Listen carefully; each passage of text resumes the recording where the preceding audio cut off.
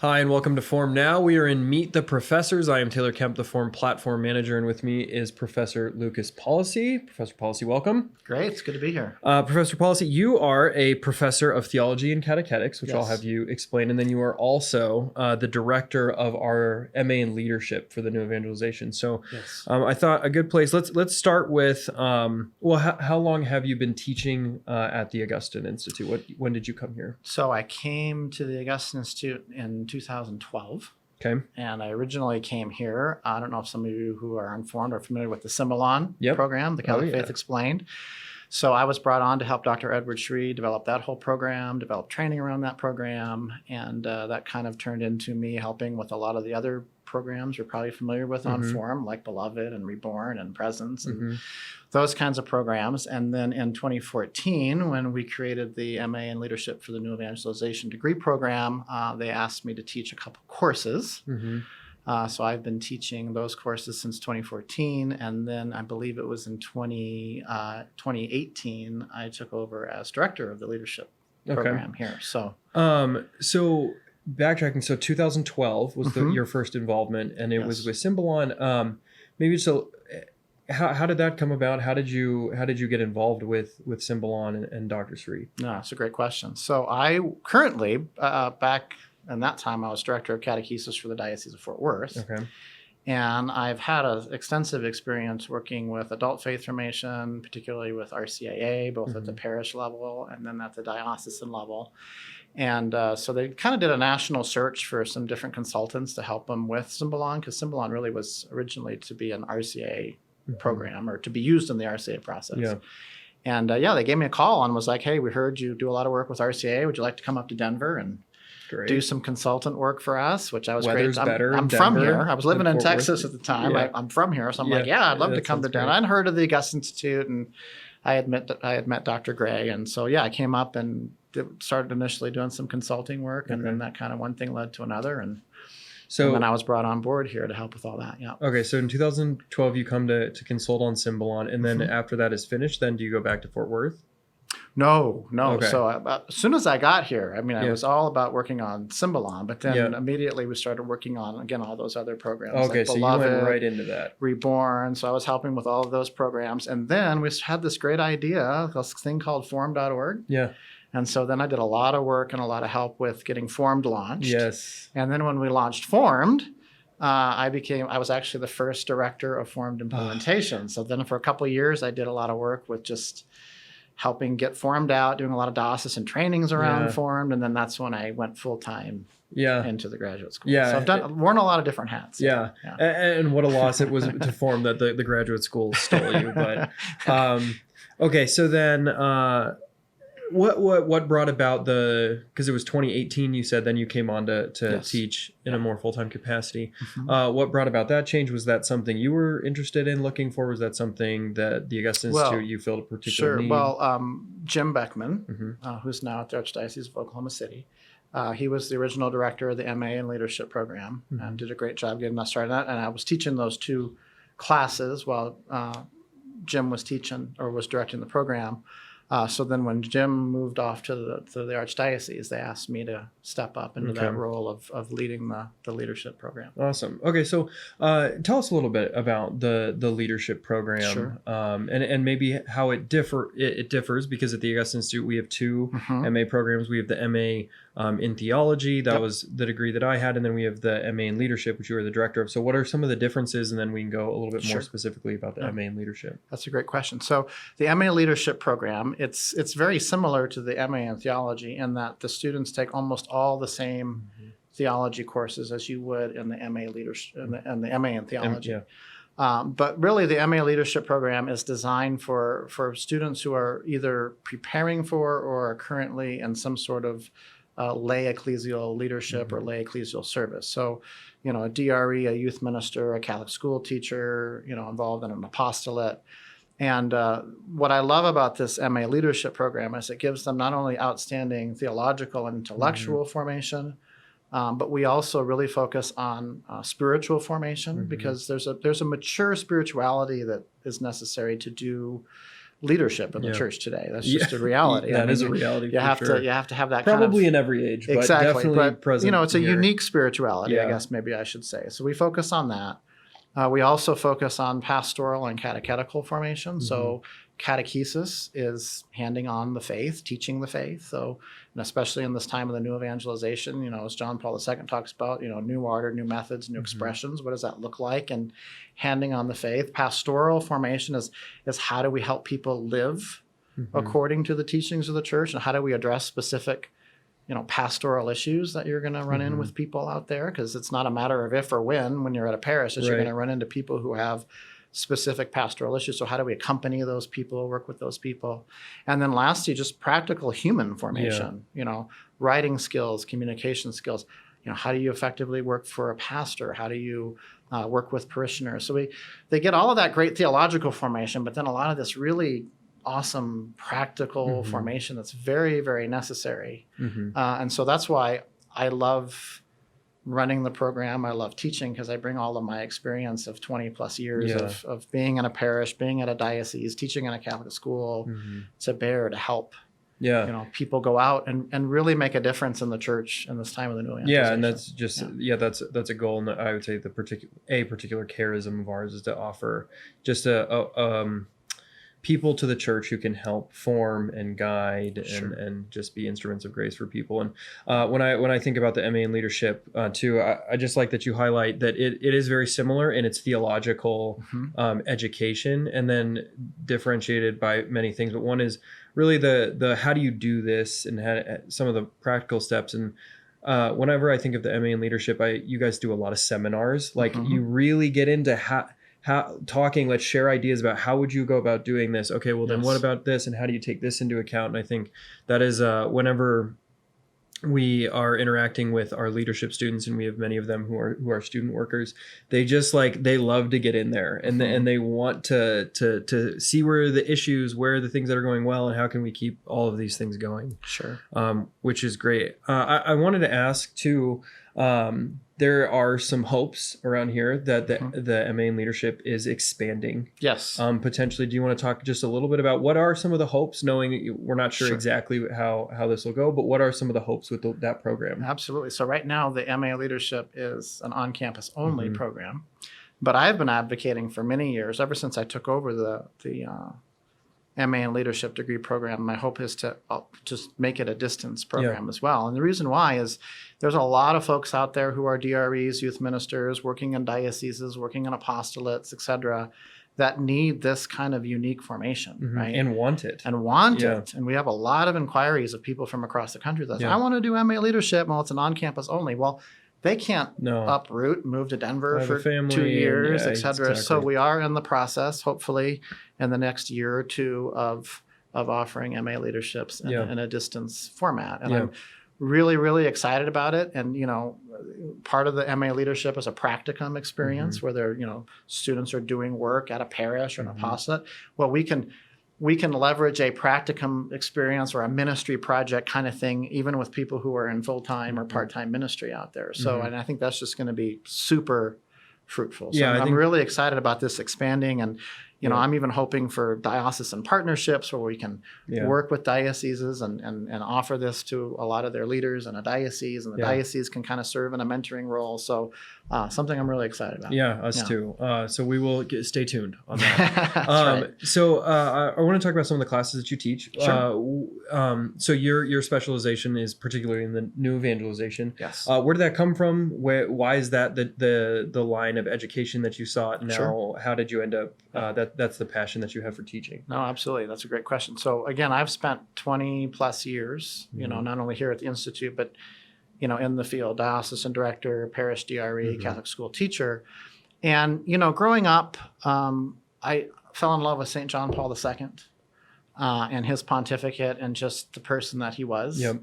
And I became very passionate about the new evangelization, and my master's degree that I received from the Institute for Pastoral Theology from Ave Maria University at the time had a real emphasis on pastoral theology. In other words, how do we study theology in a way that we can hand it on in a meaningful way to modern men and women? right? So it really focused on the pastoral orientation of the Second Vatican Council. Yeah. How did Vatican II envision that the church would engage the modern world, which is very different than most people think. Yeah. There's a lot of misinterpretation of Vatican II. Yeah. So that's a real passion of mine through my experience, through my education, to really hand on this beautiful vision of the new evangelization. And how do we hand on the fullness and the truth and the beauty of the faith? So how are we faithful to God and his revelation? Because Vatican II and the new evangelization isn't at all about watering down the faith. Matter of fact, Vatican II doubled down on we have to know the faith more deeply and we need to be more holy before we then go out and witness and teach the faith in a way, new ardor, new expressions, new methods, that's going to authentically reach the hearts and minds of modern men and women. And that's our task. That's ultimately what we need to do. So that's really what we teach in the leadership program. That's what I teach in my classes is how do we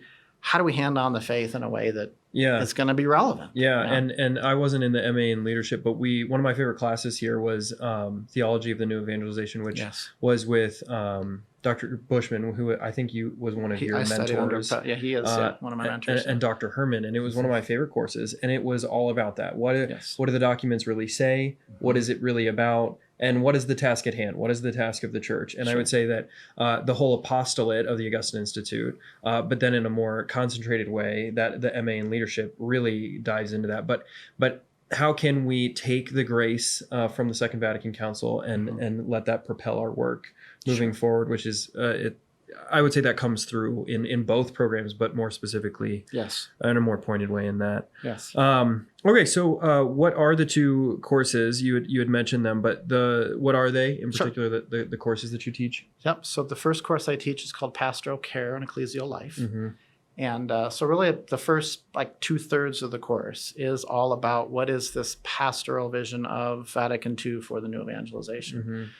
So we get into what is the proper understanding and interpretation of Vatican II, because again, there's a lot of people misinterpret the council, and there was what we call a hermeneutic or an interpretation of rupture when it comes to the council. In other words, there was a lot of implementation of the council that wasn't in line with the authentic vision. So we get into what is that beautiful pastoral vision? How is that implemented through the pontificates of the current popes and the magisterium?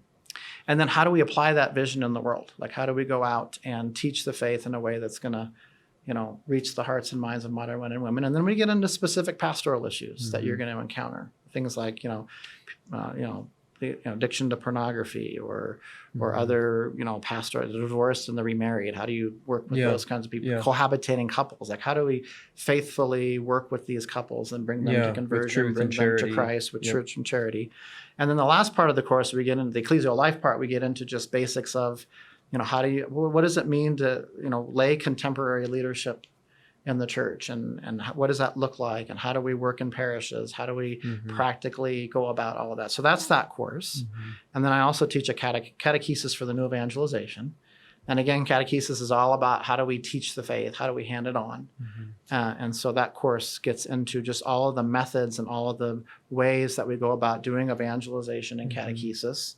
And then the practical ways those are carried out in the church, like RCAA, adult faith formation, children's catechesis, youth ministry, etc. I mean, both of those and really the program as a whole really is for those people out there who are working in parishes and this is what they're thinking about, this is what they're trying to figure out, and the goal of these programs is to give them tools to do that as more faithfully, more effectively, etc. So could you talk a little bit about what is your life as a professor like in relation specifically to interacting with the students, and a little bit about what is life on campus here, barring that we hope that it would be opened up to distance ed, but for now it is primarily on campus. What is that like? As a professor to student? Oh, it's wonderful. And, one of the unique things about the Augustine Institute is I think we as professors have a very unique relationship with our students in the sense of a lot of time for discussion, a lot of time for just spending with our students.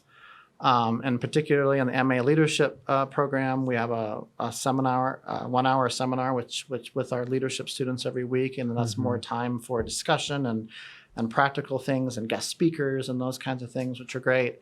But the other cool thing too is, a lot of times we might have lunch with the students. I take students on hikes into the mountains here, which is pretty cool. Which kind of reminds me of like St. John Paul II. That's great. He used to take lay people out into the mountains in Poland and have theological discussions and mass. We do that kind of thing.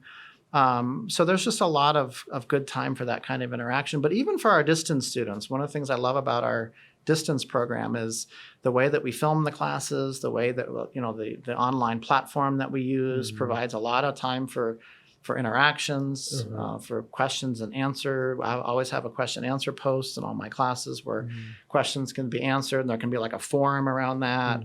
I call it coffee with the professor a couple times a year, where we get on Zoom and spend an hour to an hour and a half. Sometimes it goes on for 2 hours, or there's just time for questions and discussion and fellowship, even with the distance students.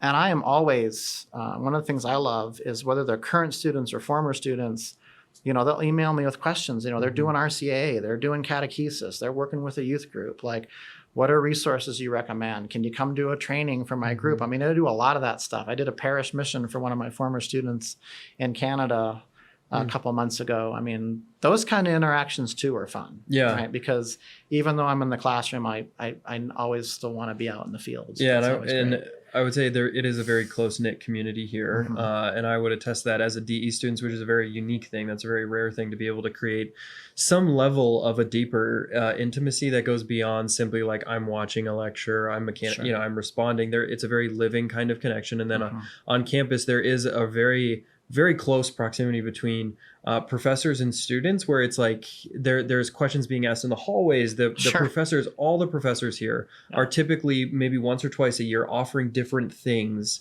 that are in their field of expertise that students are interested in, they just do because they love it. And it's a beautiful community here, which is why I chose to come here as a student, and now why I like to work here. So I feel very blessed by God for that. That's great. Well, with just the couple minutes of time that we had left, I wanted to ask just 2 questions that I've been asking every professor, time permitting. The first is favorite devotional book of the Bible. Oh, it's a hard question. Every professor gets a little mad at me, but here we are. It is a hard question. I personally love the book of the Acts of the Apostles. Yeah, fitting. Because, it really gives us a glimpse into the new evangelization, right? Because a lot of times, what is it about the new evangelization? We're kind of back to we're in this post-Christian culture.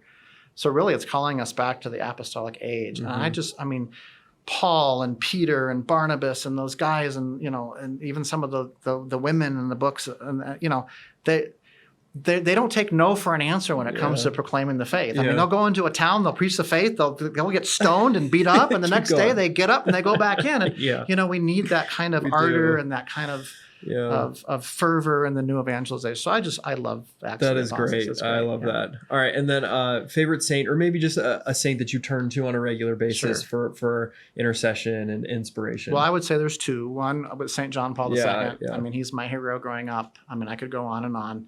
I mean, talking about a model for the new evangelization and how he lived his life and all of his teachings. Heroic, And then the other one would be St. Francis of Assisi. And we hear about St. Francis and animals and that kind of stuff. And that's in creation, which I live in Colorado. I love that. Yeah. But what I love about St. Francis is that call from Christ to Francis, rebuild my church. And that's what we're doing now too in the new evangelization. I love it. He's my patron saint, so I love St. Francis as well. So also, Professor Pollice, I just want to say, did you want to talk, or I wanted you to talk a little bit just about your short course, because as you know, you were watching this on Formed, but we also have another platform where called Short Courses. And short courses are, I think, around $25 a month for a subscription. And they're all of the Augustine Institute professors teaching on the topics that are part of our master's programs, but they're a little shorter, a little bit more condensed, so they're not as big of a commitment level, but they're unbelievable resources for whatever the topic may be. And so you have a short course. I do, and my short course is called The New Evangelization, The Extraordinary Mission of Our Time. Yeah. So if you want to just get a good understanding of the new evangelization and its origins in the Second Vatican Council, if you want to learn a little bit more about Vatican II, I talk about that. This vision for the new evangelization that comes out of the council. And then just also practically, how do we live this out? I have a couple sessions in there on the role of the laity in the new evangelization, which is incredible, between the teachings of the council on that and the teachings of John Paul II on the laity. if all of us lay people understood that vision, the church would be different. Yeah. But anyway, you can get a little bit, and then just practically, like, how do we go about doing this work of evangelization in this time? So it's a great little course. It is. And I will put a link in the show notes. So you can just go down in the description, click the link. You can go read about it and check it out. But those are great. And then lastly, I just wanted to thank all of the Mission Circle members out there who help all of these conversations happen. The Mission Circle is our small monthly giving society. If you haven't heard of it, I will put a link again. You can click to just check it out. But it's tremendously helpful. It enables us to build these sets and have these conversations. Sure. And it's just, we're thankful for those of you who do support us. And if you haven't and these conversations have blessed you, please consider joining. Thank you so much, and God bless.